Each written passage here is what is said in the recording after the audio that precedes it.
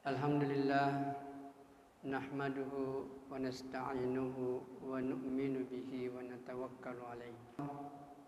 Huwal awwalu allazi la syai'a qablah wa huwal akhiru allazi la ghayata ba'dah wa shadiqun fil wa'di adilun fil hukmi wa huwa rabita baina qulubina bi da'watil islam. Wa asyhadu anna Muhammadan abduhu wa rasuluh alladzi ballaga ar-risalah wa addal amanah wa nasahal ummah wa jahada fillahi haqqa jihadi. Allahumma shalli ala hadzal nabiyil karim wa ala alihi wa ashabihi wa man tabi'ahum bi ihsanin ila yaumiddin. Ibu-ibu, bapak-bapak, Masjid Baitur Rahim, Kuala Kencana, Freeport, Papua, Indonesia yang saya muliakan. Ya. Marilah kita senantiasa bersyukur atas segala nikmat yang Allah berikan kepada kita. Dan bahkan kita mengatakan nikmat Allah ini tidak terhitung. Saya hanya akan menunjukkan ada satu nikmat dari Allah.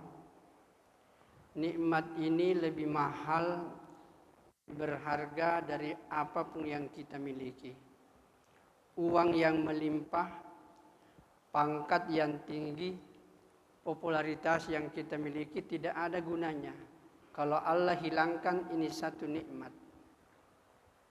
Nikmat ini kita rasakan, saya rasakan sekarang, dan dirasakan oleh semua manusia yang hadir di dunia ini. Dan nikmat ini tidak pernah Allah hentikan, terus Allah berikan kepada kita. Semenjak kita lahir sampai kita meninggal dunia, Allah tidak pernah hentikan ini nikmat. Dan saya pikir kita ini di tengah hutang ini, di Freeport ini, nikmat ini terasa segar. Inilah yang disebut dengan nikmat oksigen. Atau mungkin lebih tepat kalau saya katakan nikmat udara. Udara ini sangat mahal harganya, Pak. Dan kalau udara ini hilang, jangankan 1 hari, 1 jam, 10 menit saja ini udara hilang, habis kehidupan. Itu baru satu. Baru nikmat udara saja, kita tidak ada apa-apanya di hadapan Allah Subhanahu wa ta'ala. Bagaimana dengan nikmat-nikmat yang lain? Oleh karena itu mari kita mensyukuri seluruh pemberian-pemberian daripada Allah Subhanahu wa ta'ala. Tentu kita bertanya gimana caranya mensyukuri?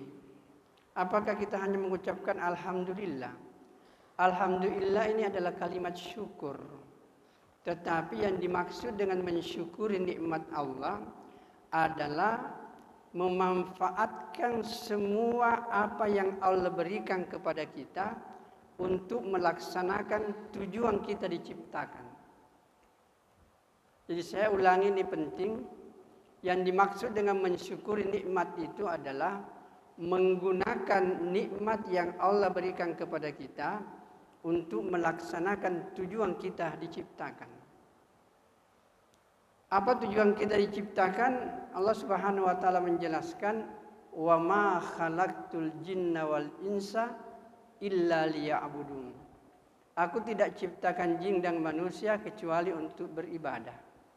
Maka semua nikmat Allah ini tujuannya agar kita pakai untuk beribadah kepada Allah Subhanahu wa ta'ala. Ibadah dalam arti yang seluas-luasnya. Yang dimaksud sebenarnya dengan ibadah itu adalah taat. Jadi maksudnya, aku tidak menciptakan jin dan manusia kecuali untuk taat kepadaku. Maka semua pemberian Allah ini hanya dipakai untuk taat kepada Allah Subhanahu wa ta'ala. Allah kasih kita nikmat hidup, maka pakailah kehidupan ini untuk taat kepada Allah. Allah kasih kita nikmat harta, pakailah nikmat harta ini untuk taat kepada Allah. Allah kasih kita nikmat kesehatan, pakailah kesehatan ini untuk taat kepada Allah. Pokoknya apapun yang Allah berikan kepada kita berupa nikmat-nikmat ini tujuannya hanya satu, dipakai untuk taat kepada Allah Subhanahu wa taala. Dan yang dimaksud dengan taat hanya dua. Sekalipun Al-Qur'an itu hadis, isi pokoknya banyak. Kalau kami di kampus memang selalu mengajarkan bahwa isi Al-Qur'an itu ada akidah, ada ibadah, ada muamalah, ada syariah, ada akhlak. Tetapi inti pokoknya dua. Yang pertama itu adalah perintah yang harus dikerjakan, dan yang kedua larangan yang harus ditinggalkan. Itulah isi pokok Al-Quran. Dan disinilah letaknya kebahagiaan manusia. Kalau manusia melaksanakan perintah Allah dan meninggalkan larangan Allah. Maka hadirin yang mulia, jadi kunci kebahagiaan ini sederhana saja. Apabila tujuan hidup kita samakan dengan tujuan penciptaan kita, maka pasti kita akan bahagia dalam kehidupan di dunia yang sementara ini. Hadirin yang mulia, karena kita ini manusia Pak, bukan makhluk dunia. Kita ini manusia, makhluk akhirat yang akan hidup selama-lamanya nanti di akhirat. Kita hanya mampir di dunia ini tidak terlalu lama. Paling-paling kata Nabi, a'malu ummati baina sittin wa sab'in. Umurnya umatku paling 60-70 tahun. Dan Allah katakan dalam Al-Quran, wa inna yawman 'inda rabbika ka'alfi sanatin mimma ta'udun. Satu hari kemudian sama dengan 1000 tahun ukuran dunia. Jadi kalau 1000 dibagi 24, hasilnya adalah 41,6. Artinya 41 tahun dunia 6 bulan itu baru 1 jam hari kemudian.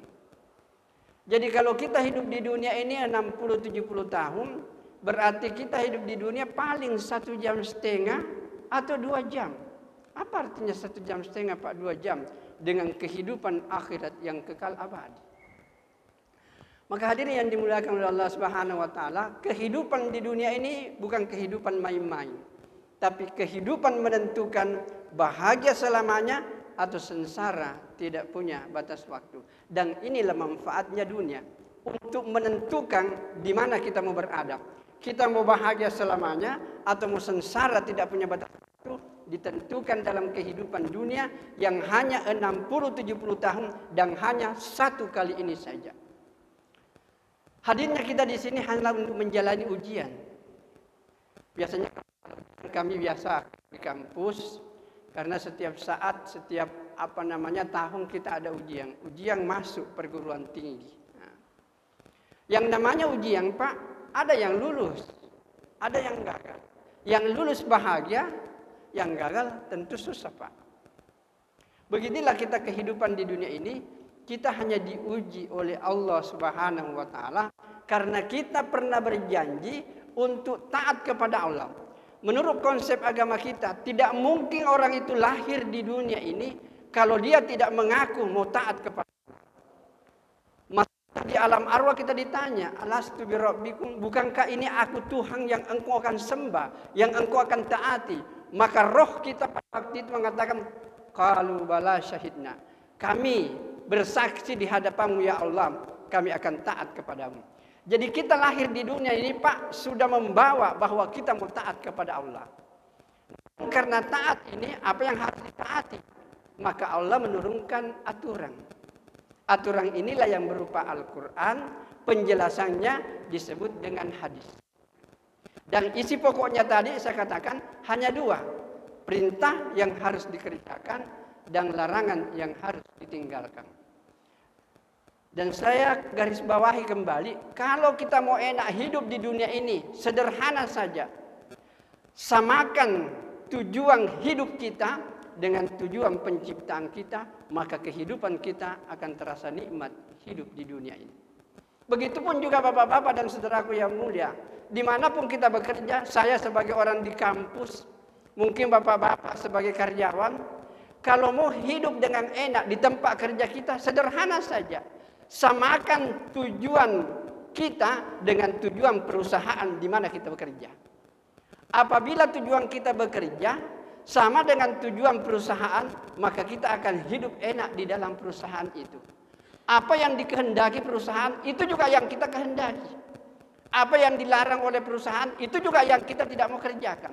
Maka kalau diri kita sama dengan apa yang akan dicapai oleh perusahaan, maka perusahaan ini akan enak dan kita pun juga akan enak. Sebab kita yakin kalau perusahaan ini meningkat, kita pun juga meningkat. Perusahaan ini hancur, kita pun juga hancur. Maka kalau kita menyamakan tujuan kita, hidup kita dengan tujuan perusahaan, alangkah indahnya menikmati pekerjaan di dalam perusahaan ini. Sama dengan kami, Pak. Kami di kampus, saya harus menyamakan visi misi saya dengan tujuan kampus. Apabila tujuan kampus sama dengan tujuan saya mengajar, alangkah indahnya menikmati kehidupan kampus setiap hari dalam hidup kami. Jadi yang mulia, jadi kebahagiaan itu sederhana apabila tujuan hidup kita samakan dengan tujuan Allah menciptakan kita, yaitu untuk taat kepadanya. Hadirin jamaah zuhur Masjid Baitur Rahim Papua, Freeport Timika ini yang saya muliakan. Dan taat itu Pak dua, yaitu laksanakan perintah, meninggalkan larangan. Nah, kalau kita cari-cari ini, yang ketaatan kepada bahwa perintah yang paling tinggi nilainya itu adalah sholat. Sholat inilah merupakan perintah yang harus menjadi perhatian utama bagi kita. Mari kita lihat salah satu keistimewaan. Satu-satunya ibadah yang Allah perintahkan kepada kita itu diterima di langit, hanya sholat. Semua ibadah lain itu diterima di bumi. Jadi Allah mengirim ini perintah melalui Jibril disampaikan kepada Rasul untuk disampaikan kepada manusia. Tapi khusus untuk salat Allah tidak main-main. Allah katakan, Jibril jemput kekasihku Muhammad, angkat dia ke langit, jumpa dengan saya, menerima perintah salat. Jadi salat ini bukan perintah biasa, perintah berhadapan langsung Rasulullah dengan Allah Subhanahu wa taala. Hadirin yang dimuliakan oleh Allah Subhanahu wa taala. Kemudian yang kedua, kita lihat ini salat. Salat ini satu-satunya ibadah yang tidak ada yang bisa kerjakan, Pak, kecuali manusia. Jadi salat ini tidak ada makhluk yang bisa kerjakan, hanya manusia. Tidak pernah kita menyaksikan ada binatang bisa salat. Tidak pernah kita melihat burung-burung bisa salat. Tidak pernah kita melihat yang namanya pohon-pohon bisa salat. Tidak ada, Pak. Yang bisa mengerjakan salat itu hanya manusia. Inilah kehebatan salat. Begitu berdiri, ruku, i'tidal, sujud. Ini ibadah, Pak. Tidak ada yang bisa kerjakan, hanya manusia. Jadi kalau Allah menciptakan manusia untuk beribadah, ibadah yang paling tinggi nilainya adalah salat. Maka kalau manusia tidak salat, berarti manusia menyalahi tujuan penciptaan. Maka hadirin jamaah zuhur rahimakumullah. Maka salat ini Pak merupakan hadiah terbesar dari Allah. Karena inilah kita bisa berhubungan langsung dengan Allah Subhanahu wa taala. Dan begitu hebatnya yang namanya salat Pak ini. Allah tidak main-main, Nabi tidak main-main. Karena tidak ada yang bisa kerjakan ini salat, maka pahalanya sangat luar biasa. Kadang-kadang kalau dengan anak-anak mahasiswa, kadang-kadang kalau kuliah pertama saya sampaikan begini. Nah, berbahagialah kita ini orang beriman. Orang beriman bukan orang sembarangan, Pak. Satu orang yang beriman, nggak usah banyak, Pak. Satu orang yang beriman itu lebih mulia dibanding dengan dunia beserta seluruh isinya. Karena ini mahasiswa baru kadang-kadang kaget. Gimana mungkin Ustaz? Satu orang beriman lebih hebat daripada dunia. Saya bilang, menurut Nabi, jangankan satu orang yang beriman, satu perbuatan orang yang beriman itu kadang-kadang jauh lebih hebat dibanding dengan dunia beserta seluruh isinya. Tambah heran, bagaimana mungkin? Saya katakan, mari saya tunjukkan hadisnya. Rasulullah Shallallahu Alaihi Wasallam menjelaskan, rakaatul fajri khairun minad dunya wa ma fiha. Salat 2 rakaat Pak di depan subuh, sunat lagi, kata Nabi, itu lebih baik dibanding dengan dunia beserta seluruh isinya. Salat 2 rakaat. Waktunya paling lama 5 menit. Tetapi di sisi Allah itu lebih berharga dibanding dengan dunia beserta seluruh isinya. Alangkah berbahagianya orang yang diberikan nikmat iman oleh Allah Subhanahu wa taala. Inilah yang harus kita syukuri. Nah, maka hadirin yang dimuliakan oleh Allah Subhanahu wa taala, kalau ibadah yang lain mungkin yang lain bisa kerja, Pak, bisa dipaksa. Tapi misalnya bulan Ramadan sekarang ini bulan puasa. Saya yakin kalau binatang kita mau paksa puasa bisa. Ambil kurungan misalnya, kasih masuk ayam di situ. Jangan kasih makan, kasih minum mulai fajar sampai terbenam hari itu terpaksa puasa, Pak. Bisa itu. Kalau onta ini dibawa keliling ke Ka'bah, dia bisa tawaf. Tapi kapan disuruh salat, bagaimanapun hebatnya mau dilatih, Pak, tidak ada yang bisa mengerjakan salat, karena salat ini adalah ibadah inti manusia. Satu saja salat dikerjakan sudah lebih hebat dibanding dengan dunia beserta seluruh isinya. Maka peliharalah amal yang sangat luar biasa ini, yaitu salat. Dan salat yang paling tinggi nilainya, Pak, adalah salat berjamaah. Nabi katakan kalau kau salat sendiri nilainya 1. Kalau kau berjamaah nilainya 27. Berapa bedanya, Pak? 26. Kalau kita salat sendiri 5 kali, berarti hanya dapat 5. Tapi kalau kita salat berjamaah 5 kali sehari semalam, 5 dikali 27, 135. Berapa bedanya? 130, Pak. Luar biasa bedanya itu. Apakah itu derajat? Apakah itu dunia? Yang jelas antara 5 dengan 135 luar biasa jauhnya. Taruhlah kira-kira supaya mudah dipahami, kalau dunia ini kan masih abstrak. Taruh saya pakai uang saja 1 juta. Seandainya dikatakan siapa yang sholat sendiri dapat 1 juta. Yang sholat berjamaah dapat 27 juta. Bedanya berapa, Pak? 27, 26. Kira-kira menyesal yang dapat 1 juta, Pak? Mulai menyesal itu. Kalau 5 kali dia sholat sendiri, dia hanya dapat 5 juta. Tapi kalau 5 kali dia sholat berjamaah, dia dapat 135 juta. Berapa bedanya? 130. Pasti sudah mulai, Pak, luar biasa penyesalannya. Apalagi kalau 1 bulan. 1 bulan itu 5 kali 30 hanya dapat 150 juta. Tapi kalau 30 kali 135, berapa dia dapat, Pak? 4 miliar 50 juta. Luar biasa bedanya. Oleh karena itu kita saling mengingatkan bahwa mari kita menjaga sholat ini dengan berjamaah. Karena inilah mutiara yang Allah berikan kepada kita. Dan disinilah kekuatan Islam. Saya ulangi kembali, sholat ini adalah, sholat berjamaah adalah kekuatan dahsyat yang dimiliki oleh Islam.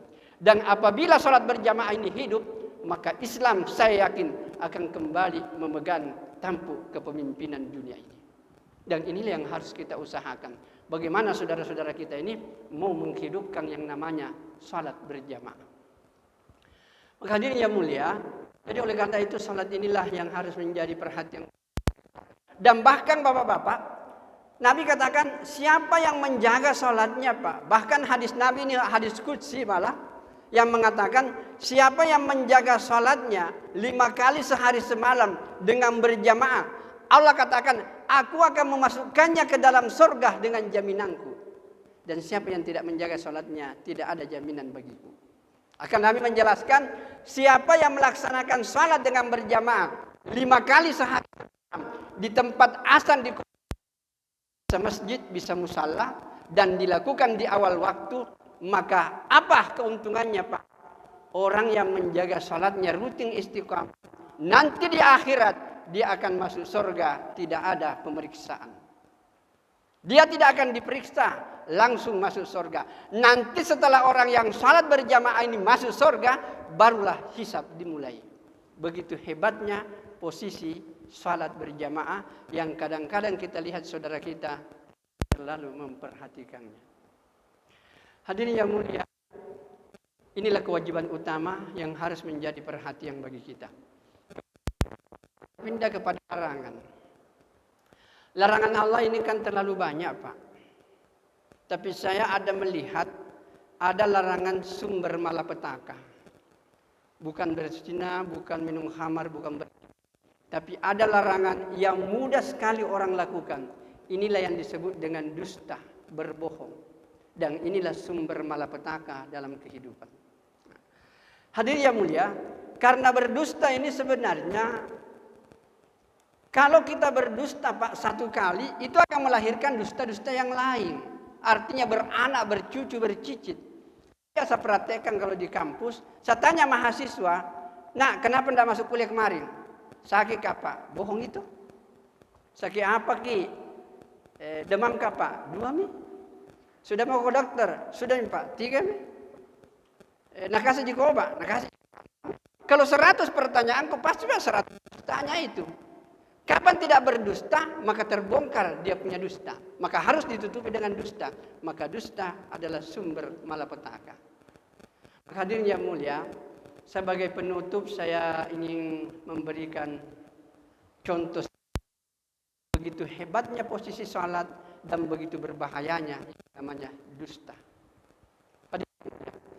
Cari satu rumah tangga, satu keluarga. Perhatikan baik-baik itu keluarga. Apabila bapaknya salat, ibunya salat, anak-anaknya salat, saya yakin dan percaya keluarga itu pasti hidup tenang, bahagia dan damai, sekalipun hidup di bawah garis kemiskinan. Begitu hebatnya kita memperhatikan ini jamaah. Juga lihat satu keluarga. Bila seorang istri jujur kepada suami, suami tidak berdusta kepada istri, orang tua tidak bohong kepada anak, dan anak tidak pernah mendustai orang tuanya. Kalau ada keluarga seperti ini Pak, yakin dan percaya keluarga itu pasti hidup tenang, bahagia dan damai, sekalipun hidup di bawah kemiskinan. Inilah modal kita yang luar biasa Pak. Sekalipun ada hadis dari Arab pedalaman namanya Arab Badui, dia bilang kepada Nabi, "Dullani ala amal idza amaltuhu dakhal jannah." Ya Rasul, tunjukkan kepadaku satu amal di dalam Islam, dan kalau saya pelihara itu amal, saya akan masuk ke dalam surga. Akan tunjukkan. Kau beriman kepada Allah, jangan menserikatkan. Yang kedua, tegakkan salat yang wajib-wajib saja. Yang kedua, kau puasa Ramadan. Dan yang ketiga, keluarkan zakat. Itu saja kau kerja. Maka insya Allah pasti engkau akan masuk surga. Setelah orang itu, dia bilang di hadapan Nabi, "Ya Rasul, saya hanya mau mengerjakan ini. Salat 5 kali pelihara dengan baik. Puasa Ramadan saya akan pelihara dengan baik.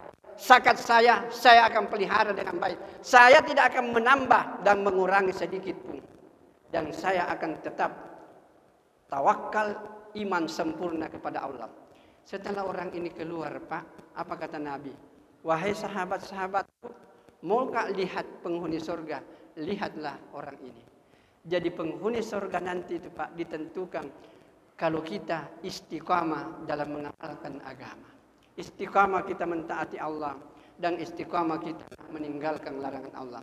Alangkah indahnya kehidupan kita ini apabila semua umat Islam melaksanakan salat berjamaah dan tidak ada dusta di antara kita. Itulah kehidupan yang indah, dan itulah yang disebut dengan baldatun thayyibatun wa rabbun ghafur. Mudah-mudahan Allah memberkati kita semua di dalam bulan suci Ramadan ini, di masjid yang sangat agung ini. Mudah-mudahan Allah Subhanahu wa taala menerima seluruh amal ibadah kita di bulan yang suci yang sangat mubarak ini. Dan semoga ibu dan bapak yang hadir dalam kajian kita pada suhur hari ini, lohor hari ini, mudah-mudahan kita Allah dipertemukan oleh Allah di surganya Allah Subhanahu wa taala. Amin ya rabbal alamin. Apa yang saya sampaikan, kalau itu benar, itu berasal dari Allah, karena Allah lah sumber kebenaran. Toh kalau ada yang salah dan keliru, itu berasal dari kebodohan dan keterbatasan yang saya miliki. Kuncinya sederhana.